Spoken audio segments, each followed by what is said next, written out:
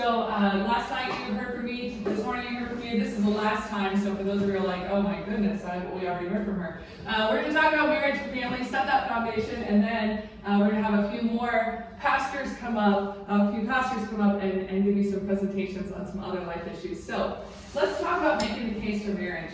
How many of you would like to be married or are married? Okay, so this is an estate that we desire. There's a lot of reasons we desire it, and I'm not surprised that every hand went up. Sometimes in rooms we have some students whose hands don't go up, and that's okay too. St. Paul talks about the gift of celibacy, and that certainly can be a gift to that individual and the church.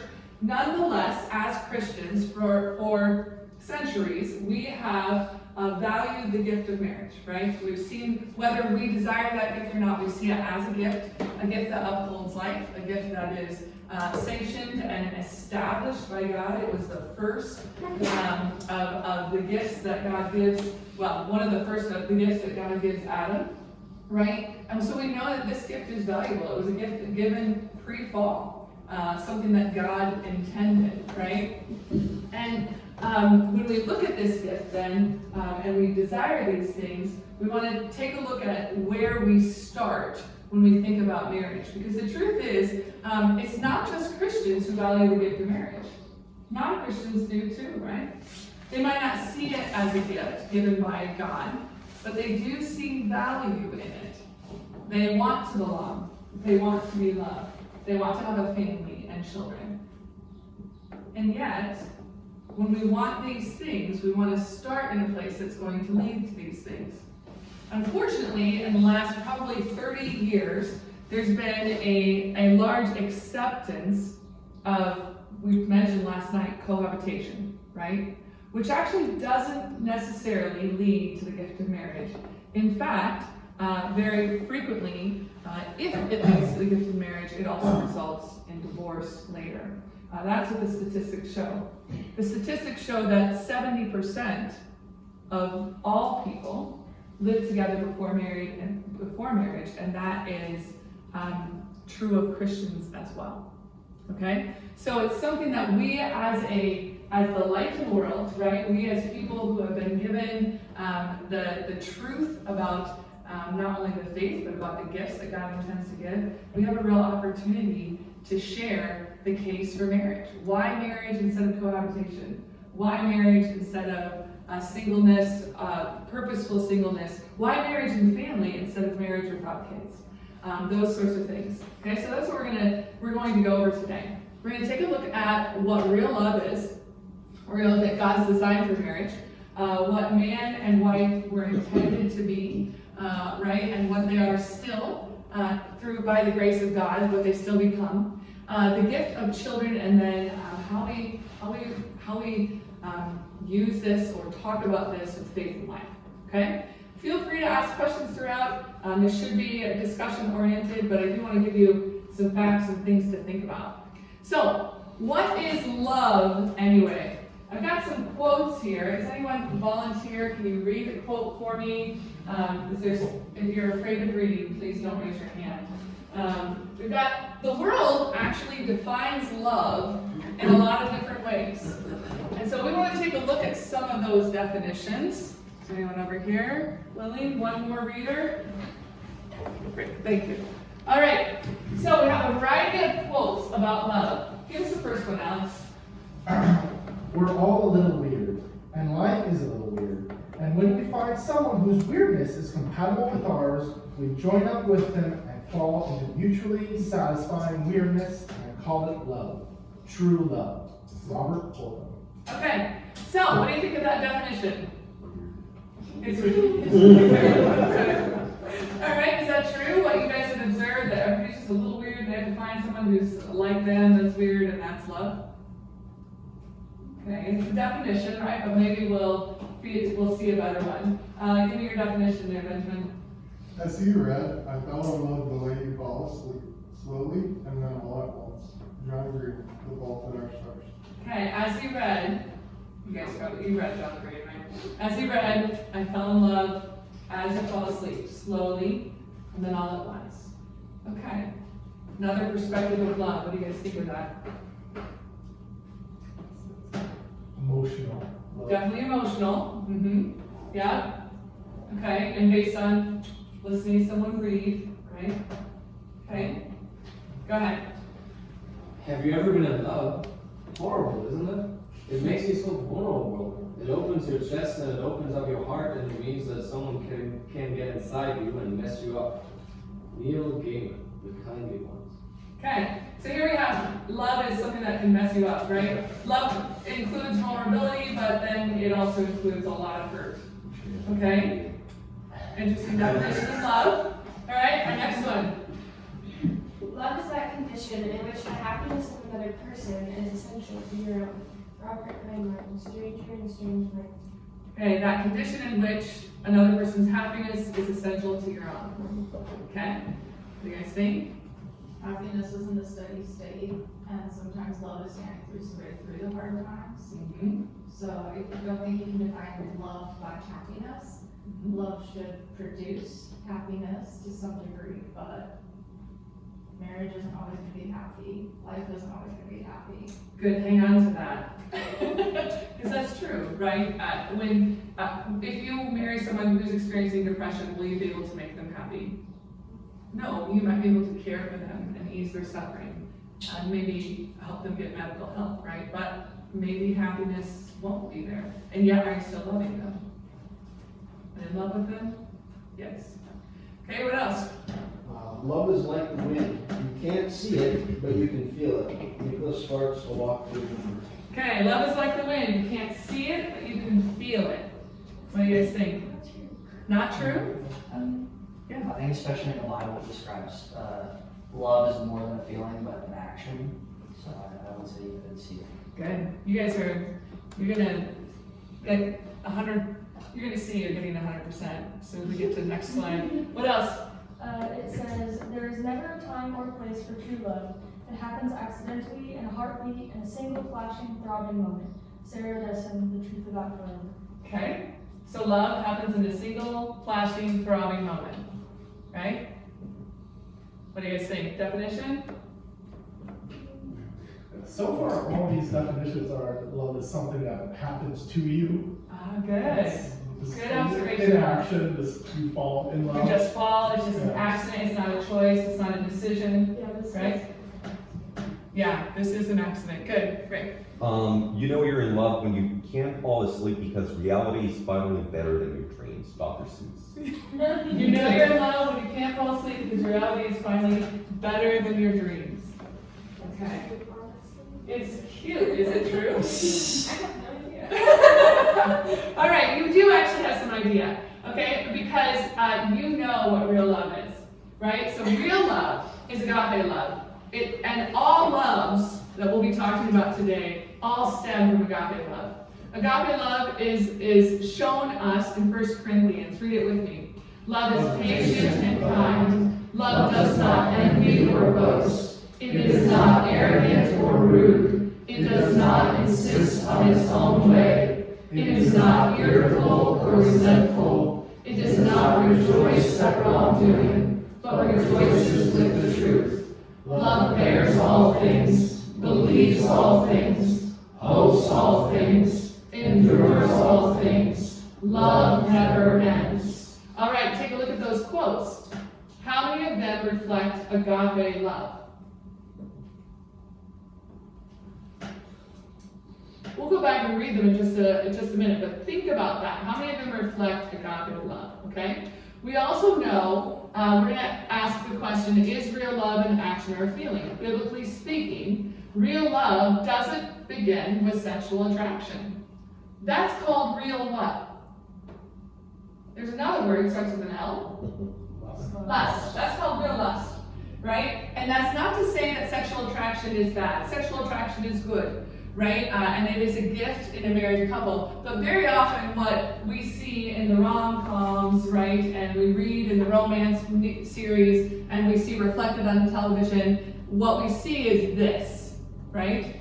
But that actually isn't real love.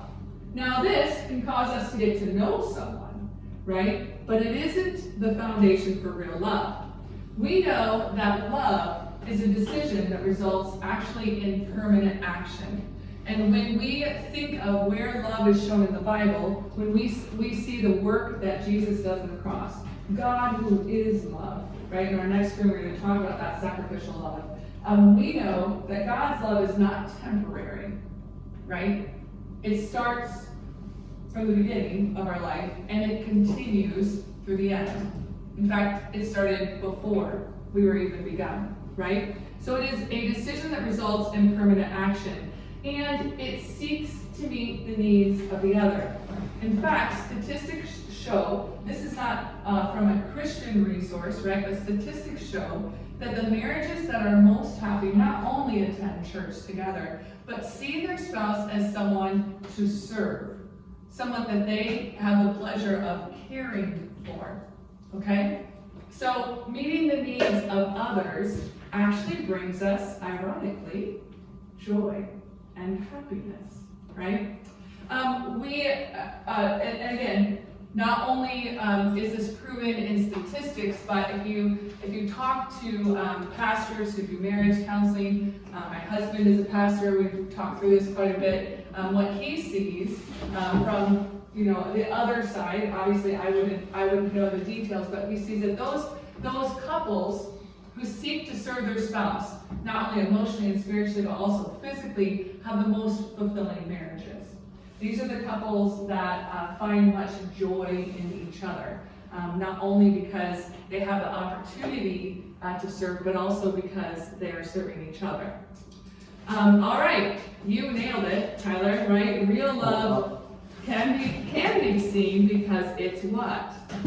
It's an action. It's an action. What? Oh, Lucas. It's fine. I'm so sorry, It's Lucas. okay. I mixed you up with Tyler. Is Tyler here today? I don't think so. Yeah. He's okay. here earlier. He is here, but he's doing a music lesson. Okay. Is he wearing a cap today too? I mean, he was yesterday as well. Yeah. Sorry, Lucas. Okay, thank you for correcting me though. Okay, so real love can be seen because it's an action. So we have one more slide, and we're going to go back to those definitions, right? We also know that real love is sacrificial, that it reflects Christ's love for the church. We have the perfect example of marriage in the Bible, Jesus and the church, right? Jesus being the groom, the church being the bride. The Bible talks in that imagery repeatedly. If Jesus is the perfect groom, what does a perfect groom look like? Sacrifice himself, even right, to love someone even unto death, right? What else?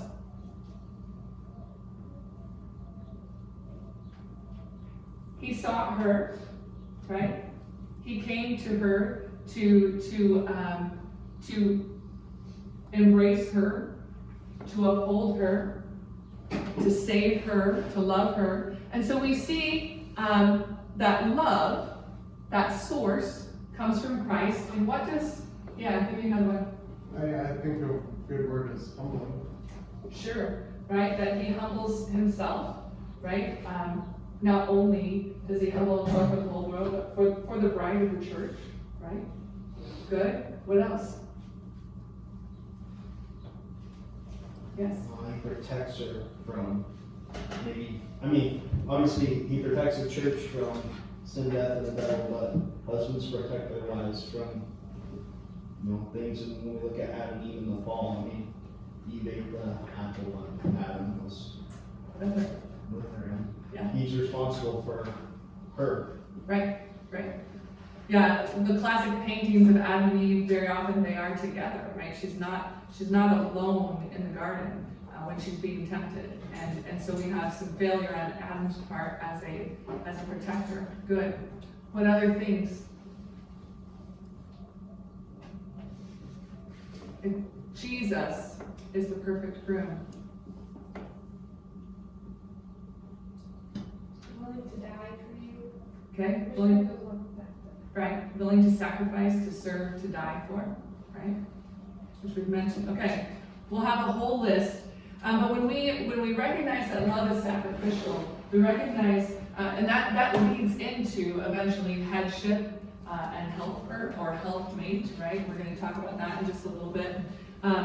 But we definitely want to recognize this is foundational, right? Love is not serving self.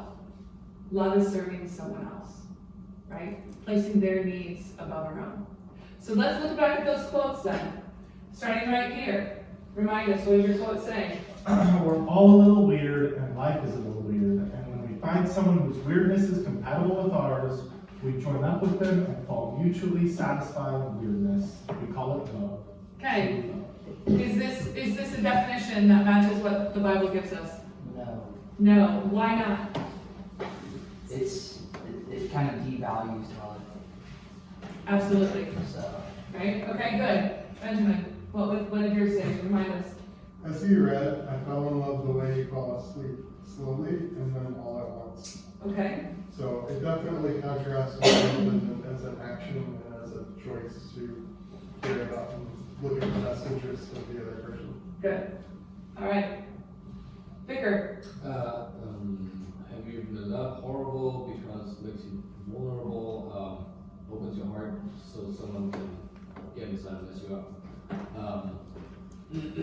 Well, it's very negative, so the action of love is painful, which is the opposite of what good is. Correct. Okay, good. Magdalena. Love is that condition in which the happiness of another person is essential to your own.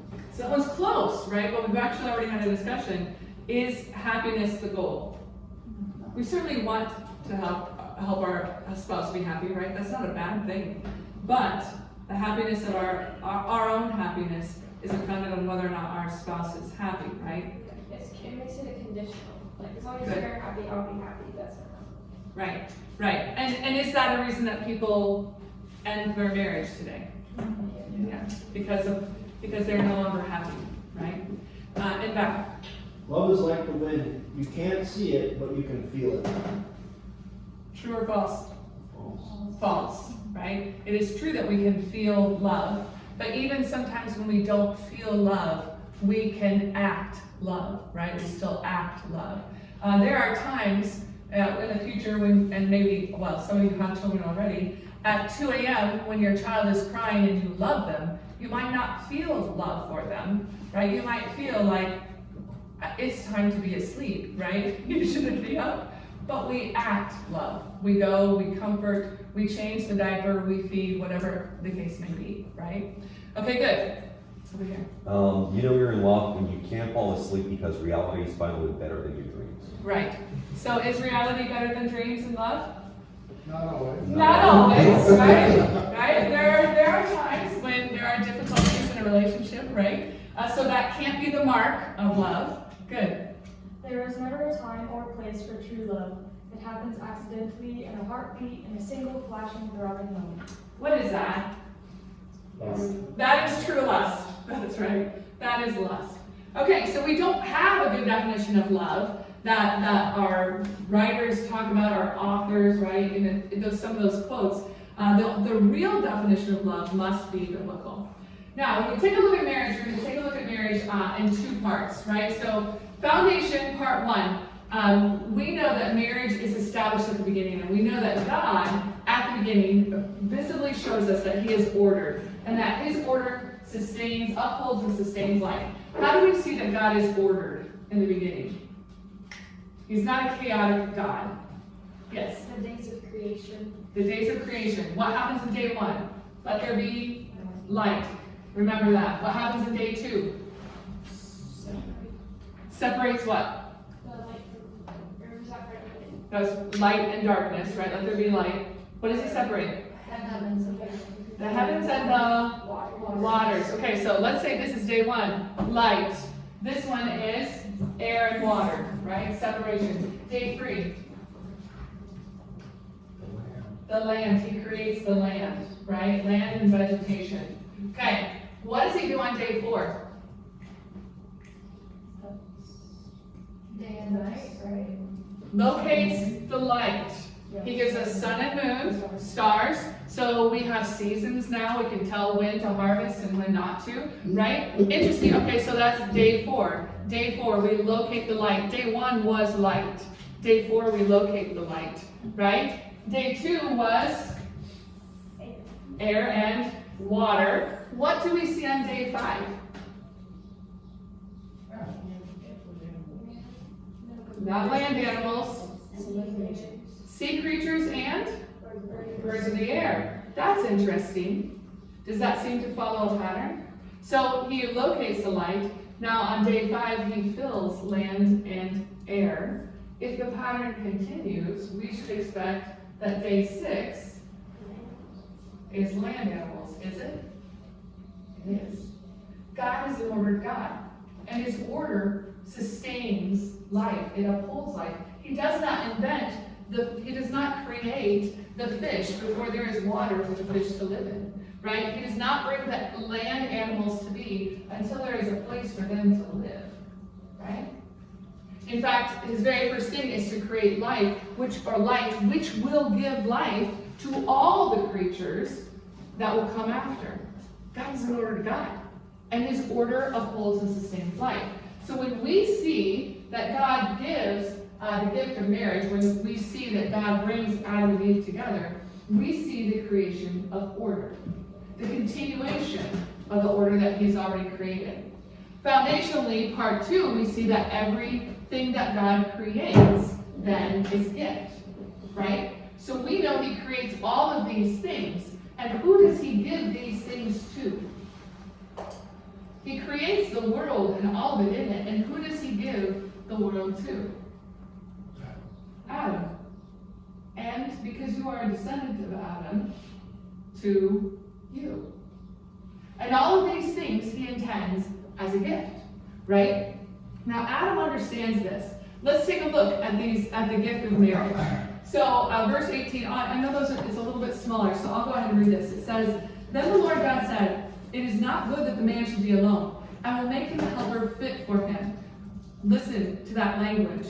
It's both gift and order, fit for him, right? One that is designed for him. We know that now out of the ground, the Lord God had formed every beast of the field and every bird of the heavens and brought them to the man to see what he would call them. And whatever the man called every living creature, that was its name. The man gave names to all the livestock and to the birds of the heavens and to every beast of the field. But for Adam, there was not found a helper fit for him. So first, Adam is gifted this thing. He is gifted not only the land and the animals and all of creation, but he is actually given the gift of naming them, right? Now, who owns that ability to name things? God, right? God owns that ability, and yet he gifts it to Adam. God creates language. It is through his word that all things come to be. And he gives that language to Adam, right? All of these things that he intends for order to hold and sustain life. So Adam is naming all of these things, and we see that there is not a helper fit for him. So the Lord God caused a deep sleep to fall upon the man.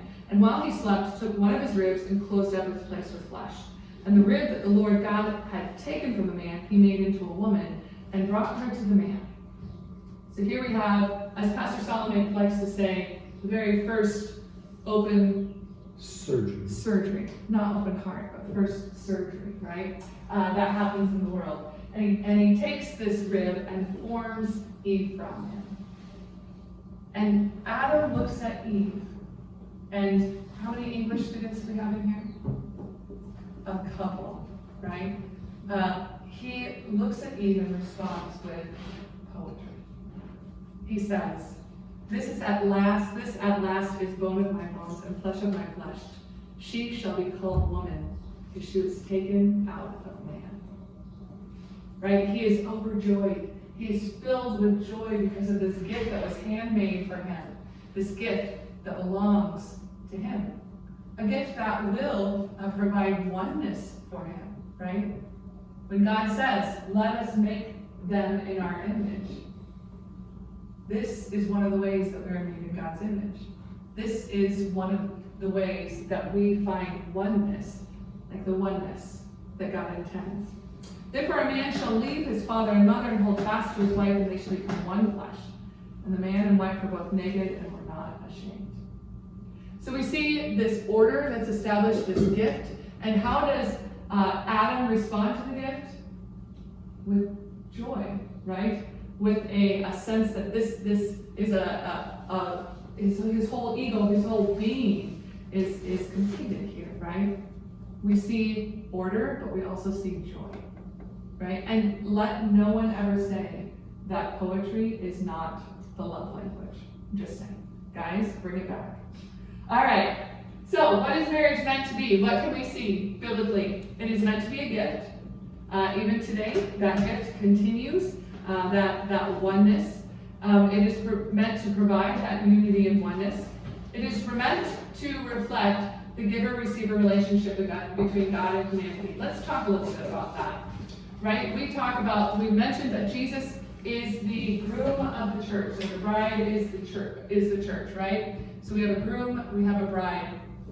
How does Jesus give? We've talked about sacrificially, right? We know that Jesus is the source of love and forgiveness, and the things that God desires to give us, they come as a gift from Christ. So, in the marital relationship, we have this giver and receiver, right? Traditionally, in America anyway, this is not necessarily the case in all countries, but in America, who gives the ring? The man. The man gives the ring. Who provides the house? Traditionally speaking, The man. the man. Who decides when it's time to get married?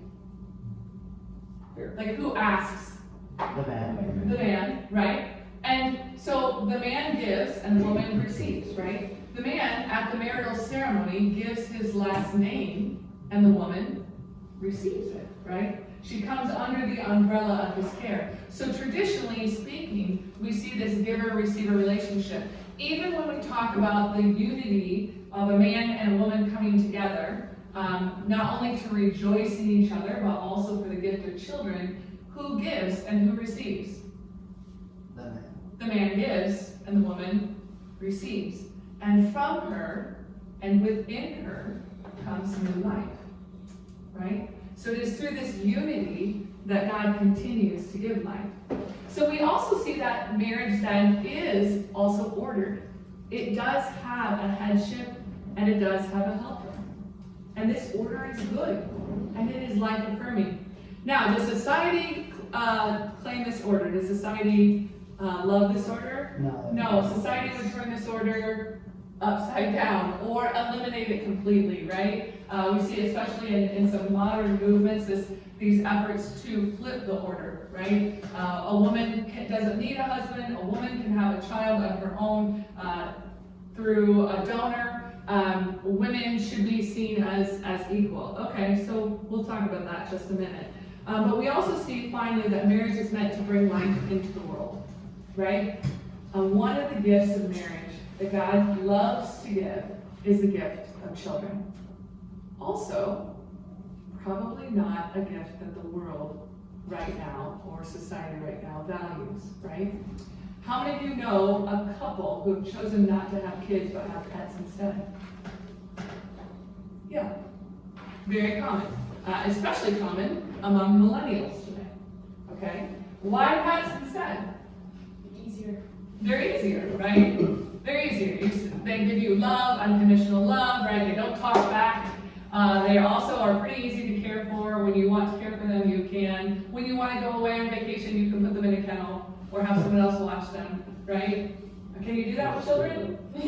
No. That's right, you would go to jail for that, right? But God does desire to give the gift of children in marriage, and it is something to rejoice over. Biblically speaking, we see that all over the Bible. All right, so a note on headship.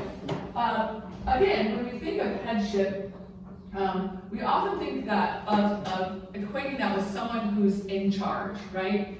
Someone who is in charge, is going to make all the decisions, those sorts of things. But when we look biblically at what headship means, we know that being the head is more than being in charge. It actually means having people in your charge. So a husband who desires to be a head also desires to care for, to protect, to provide for the people God has placed in his charge. Does that make sense? In fact, not only on a day-to-day basis, but to the extent that he would be willing to die for her. I remember in marriage counseling, we got to this section on headship, and I'll admit, I was Lutheran. I've always been Lutheran, but I had kind of embraced that whole women's live idea, right? And we got to this moment, and I remember our pastor asking my husband if he was willing to be the head, and I went, whoa, wait. Can we talk about this, right? Are you asking him just to tell me everything to do? And my pastor turned to me and said, no, it means that your husband would be ready at a moment's notice to die for you. To love you that much that he would be willing to do that. Is that something you desire? And it flipped my view entirely, right? Yeah, that is something I would desire, right? Not only something I would desire, but something I would want to give back, to love, to respond to, right? All right, so let's take a look at helper then. So if a man is not only head, and yes, sometimes he is called to make very difficult decisions, to make decisions that are best for the family, and it is on his shoulders. We know that a woman then is designed to be a helper or a helpmate. Now, in society, that's seen as pretty negative, right? As a lesser person in the marriage. And yet, what we do see in the marriage of Jesus and the church, right, is that the church has the benefit of being gifted the things that he intends to give and to reflect them back, to respond in love. Ladies, if you have a man who is willing to care for you and to love you and to protect you and to provide for you, what would be the natural response? To reject that, or to accept and to rejoice in and to reflect that love back? Hopefully it would be the second, right? So helpmate is important, right? It's true, a helpmate does not do the role of the head, but a woman's place actually does have a lot of significance in a marriage. Not only is she the receiver of things, but in her, she grows life, but she also upholds life. She has a very significant role to play in marriage. Sometimes this is hard to understand. It's easy to see from the outside, oh yeah, of course, she carries the baby, right? Men cannot do that. No matter how much modern society tells us that a man can do that, a man is not designed to do that, right? And yet, when we're part of marriage, we actually get to see how that plays out. How the woman who has been protected and provided for by her husband gets to give that to her children. She clothes her children and feeds them even before they're born, right? There's an intimacy there that is only given to women.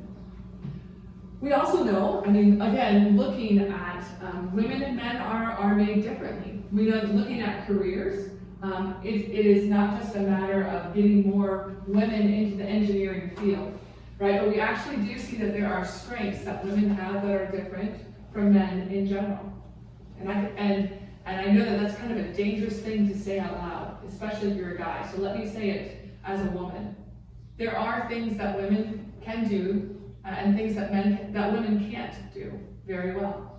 Women are not built physically to carry people out of burning buildings very often, right? We just see muscle mass, height, the ability to lift, those sorts of things. It's not commonly given to women, right? And it's okay to say that there are just some things that we're not called to do. Just as men, we don't often see men in roles that have a lot of physical care for sick and dying. We certainly see a lot of men as doctors, right? But the career fields that are highest in women, teaching, nursing, right? Medical fields, a lot of the gifts that they have been given. We see a lot of them in finance, that's interesting. But when you look at when you look at Proverbs and the gifts that a woman, Proverbs 31, that a woman does, running the household, those two things, there are some things, it shouldn't surprise us when we see that women are drawn to certain fields and men are drawn to other fields. That shouldn't surprise us, right? Okay, so what does husband look like? You actually gave me a lot of ideas, or a lot of this list, but this comes directly from the Bible. This is not a complete list, but one we definitely want to include, right? A man should be sacrificial. He should be willing to be a provider and a protector. He should be willing to lead, right? To make those decisions, especially lead in matters of the faith, to take their family to church. We see in Proverbs 31 how a man should appreciate his wife, to see his wife as a jewel, as a gift that God has given him. And of course, should be faithful. Not only faithful to God, but faithful to his wife and to his family, right? To that vocation that God has blessed him with. So what does a woman or a wife look like? Then we have some very similar things, but she has not been called to do some other things, right? So sacrificial, again, we see this in Proverbs 31, but again, we see that in response to the sacrifice that has already been given on her behalf, right, by her husband, the gifts that have been given. She's called to be that helper, to be respectful, and to be reputable. Respectful of her husband. We see in the curse of Genesis that one of the things that a woman, that Eve is cursed with is the desire not to be ruled over by her husband, right? To fight against that rule. And we do see that in society. And of course, because we are sinful, we experience those things. But to value the gift of husband, to uphold him, right? Not to step on him and to belittle him. But to be reputable, again, she carries, not only is she under his umbrella, but she carries his name into the marketplace, into wherever it is that she goes, right? And so we want her to be reputable. Receiver and responder, we've already talked about that, and then life giver. Questions about these two? Yeah? Recently I've been thinking about losing my sense of identity in marriage, and I know that's very selfish of me, that's why it's a struggle.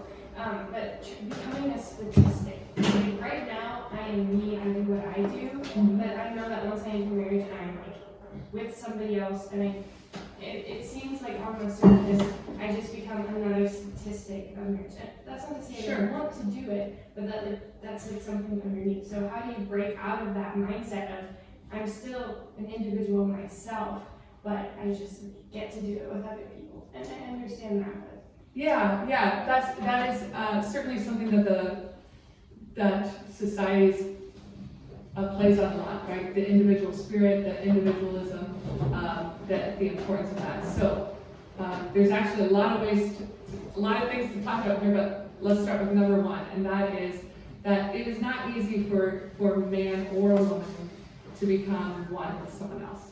Right? Our sinful nature is one in which we place ourselves first, right? We want to serve ourselves. And honestly, high school and college in particular, that's a time when we get to serve ourselves a lot, right? And so as we're growing into that adulthood and recognizing all these opportunities we have to serve others, that is a transformation, right? Our old Adam, our old Eve, right, wants to serve self.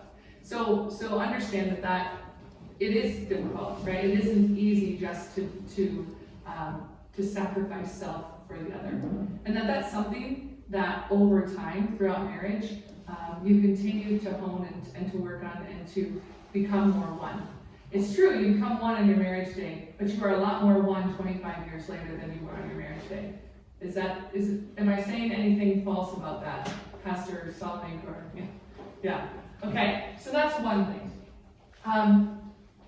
Number two, being a statistic actually is really great. Just speaking from someone who is a statistic, right? It is okay to embrace the gift that people have been given before, right? It is okay to say, I want to be part of this community.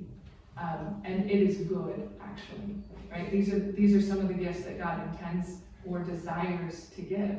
And so it is good to be, in this case, like others, right? To be that statistic. What we do find, and again, this is research-based. So we've been doing some research on singleness versus marriage, right? Because one of the things that society does is try to convince women that it is better to pursue career than it is to pursue family, right? And it's been very successful. There's a really good book out there. It's called Get Married by Brad Wilcox. And he's done a lot of research and has the statistics in there about the lies that society sells. So the lies that society sells, one, that you'll actually make more money, right? Being a single woman, false. A married woman actually usually ends up better, bringing in more financial, even if she stays home. That's interesting.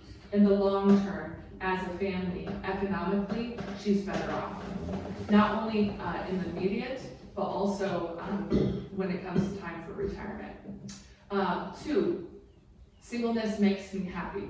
I'll be happier. I won't have to worry about other people, right? And that you have more joy in your career.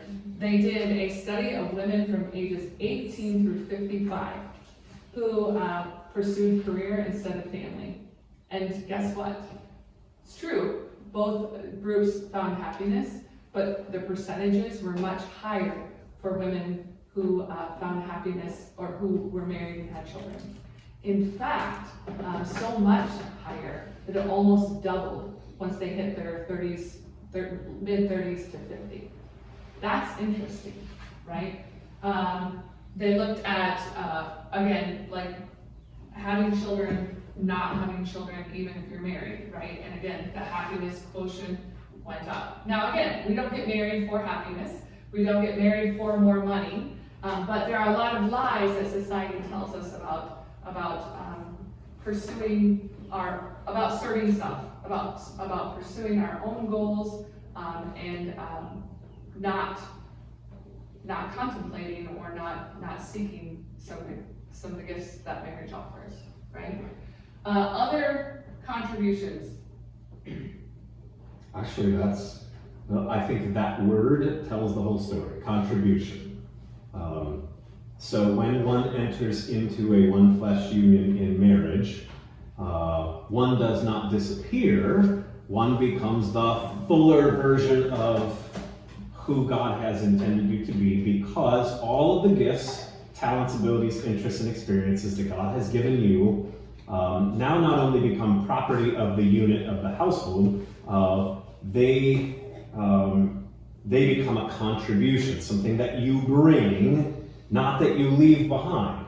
So whatever it is that makes you you, that you deeply appreciate that God has given you, all those experiences and those desires, now you get a different context or a different arena to bring those to their fulfillment, right? So what makes me me? I like sports, I like to solve problems, I like to sing. Now that I am married, I solve problems with and for my family. Sports, I am interested in sports on behalf of my wife because she has no interest at all, but it gives us conversation topic and new experiences for her, and we have 3 sons, and so I could then give that to our family. What was the other thing that I said? Music. Music. I get to sing with my wife. We get to teach our children music. We worship together. So who you are doesn't disappear like it's being dissolved. It becomes part of a mosaic that is bigger. So what you have to look forward to in the one flesh union is now an environment in which I can really flourish in all of these things that make me me, because we're now in us. Does that make sense? Because it's a contribution. And your spouse does shape you.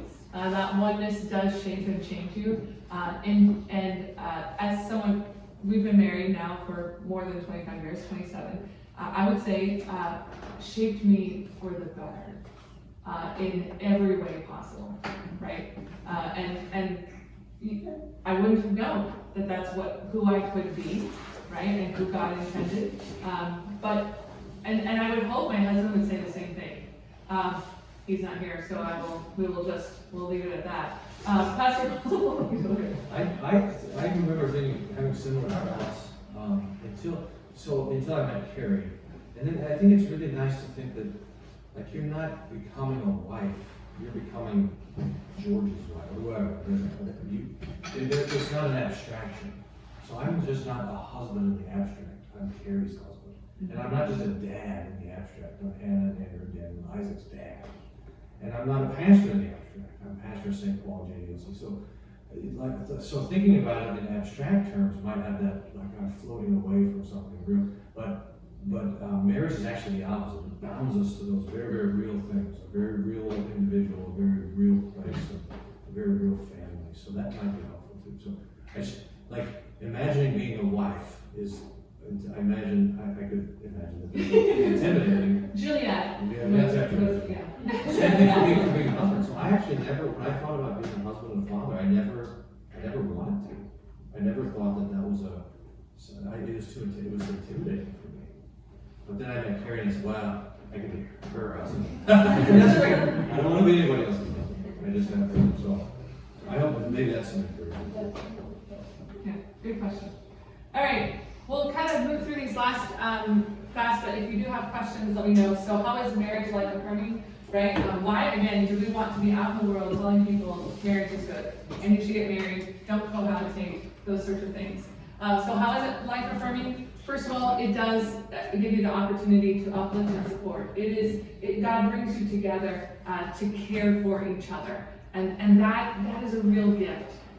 You are not alone. And God never intended for you to be alone. Certainly He gives you Christian community and He gives you friends. But then He gives you another person very close. Yes, Benjamin?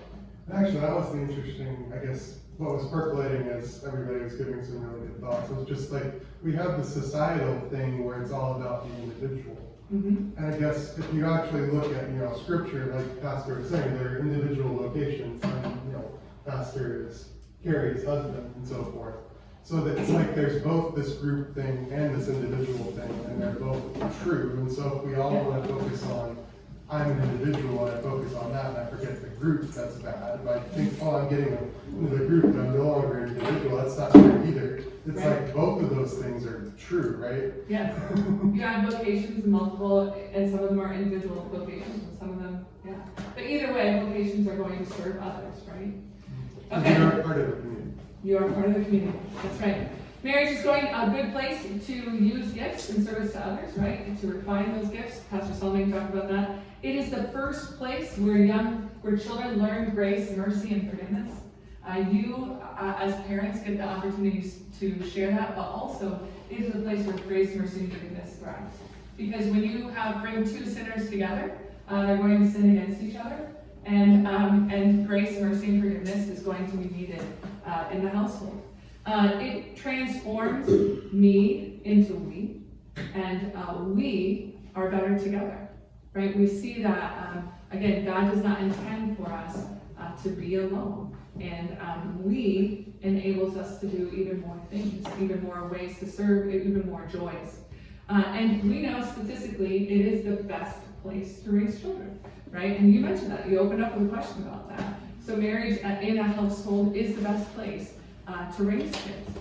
All right, so again, confessions of the world. You probably are working with people who are not Christian, I would guess, or maybe you have in the past. If not, you have encountered people who are not Christian in just daily life, right? So how do we talk about it with those who don't have that common basis, that don't start from the Bible? Well, statistically speaking, we can also say that marriage fosters strong families, that it is the best place for resources, time, and stability. So in other words, two people doing something takes less time, right? It creates the best place for stability for not only children, but also for man and wife. You combine resources, you save money, right? So these are just some non-theological reasons. We know that strong families promote economic stability. Here in America, we see that people who are married have higher incomes. There's a clear division of labor in most marriages, right? So I don't have to do everything. My husband doesn't have to do everything. We share that burden. We share the opportunities, right? We see that married people are more likely to have health insurance, more likely to have physical and mental support. Again, these are all just statistically speaking things that we can talk about. We know the government in particular for a long time affirmed marriage and actually upheld marriage as a place to affirm and uphold those who were weakest and in need. Now, with the advent of no-fault divorce, the government has kind of moved away from that view, but traditionally, you look at the history of the United States, even the government recognized that marriage was good. We know that marriage reduces one's propensity for crime, it increases in community engagement, and then it maintains those cultural boundaries. So even those who are not Christian know that someone who's married, you're not supposed to sleep with them, right? That you're supposed to stay away, that you're not supposed to break up a marriage. Now, that's not to say that it doesn't happen, but we do see, that it is, even for those who are not Christian, kind of a faux pas. Wait, you're married, you shouldn't be doing this, right? So it does uphold moral behavior and social order. All right, a few facts just so that you can see, and again, I'd encourage you to pick up our cohabitation or download it online, but you can see that cohabitation actually significantly increases unplanned pregnancies. We know that the vast majority of abortions happen because of unplanned pregnancies, okay? And that is interesting, right? Okay, so the vast majority of abortions happen between the ages of 20 and 30. In particular, like around 25 to 27. Most of the women that come in who are getting abortions are cohabiting. That should tell us something. That the lie that the society sells, that cohabitation is just like marriage, it doesn't weigh out, right? Because most women who are married who get pregnant during that time choose to keep their children, and very few of them go in for abortion, unless the only way that statistic changes is if it's an impoverished family and they have multiple children already, or at least one child already. Cohabitation increases the likelihood of sexual activity in teens. This is the model that they've been raised with, right? So this is more likely. It often ends in separation rather than marriage, and statistically, again, you can see some of those in our brochure. And it increases the likelihood of abuse, right? So these are conservative numbers. Conservatively, children are 10.3 times more likely to experience physical abuse and 19.8 times more likely to experience sexual abuse. That's significant. Remember last night I told you that the most unsafe place for a child is to live in a home with a biological mom and her live-in boyfriend. That is the most safe place. And that's the conservative, those are the conservative numbers. Some studies show that children are 33 times more likely to experience abuse, physical and sexual. All right, and then finally, we know that marriage also gives us other gifts. Gives us the gift of children very often, right? And we know that children are a gift that God intends to give. Remember those two foundations. God is a God of order, and God gives gifts, right? And through this order of marriage, God plans to give the gift of children. We know that that gift is something that He desires to give to His people. He actually commands it. So that's one of the things probably that your pastor does in premarital counseling, to talk about whether or not you want to have children, and to help you recognize that it's not really up for a question, right? God says, be fruitful and multiply. We should be open to the gift of children when we get married, because it is a gift God intends to give. And then when Christians, we recognize that God determines family size, but when Christians can't conceive, we recognize that sometimes that gift is not given, and most often when it is not given, it's a hardship, right? How many of you know someone who struggled with infertility? I consider it a blessing that you know someone, because it's a very difficult thing to talk about, right? It's very difficult for people to share, so the fact that they are able to share that with you is significant. And so how do we respond? Well, there are plenty of things we can do. We listen, right? We pray, we support, we mourn with them, because that was a gift that was intended, right, through marriage. And then we invite them to enjoy the blessing of our own children, or maybe to be part of our family, right? We also, as Christians, encourage adoption and foster care. Adoption is a Christian look at marriage, right? And look at marriage and family. Adoption is what has happened to us. We have been adopted into God's family. And so we know that it is a good thing, a good life-affirming thing.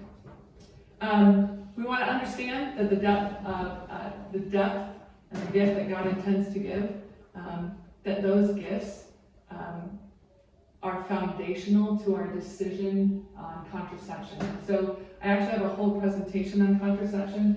We also have something over here that you can pick up the brochure. But recognize that we want to start with the fact that God intends to give the gift of life. God intends to give the gift of children. And so that should shape our look at contraceptives, right? And definitely should eliminate abortifacients.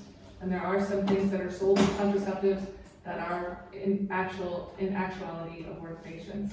And again, our birth control infographic does an excellent job of outlining those things. So, we have 2 slides. How can I best serve God and serve my neighbor? Recognize that God desires to give gifts, that children, no matter how they are conceived, when they arrive, they are always gifts. We recognize that married couples should be open to the gift of children, and that if a couple decides that they can best serve their neighbors by attempting to limit or postpone having children, we should understand that there is a difference between those contraceptives and abortifacients. All right, questions?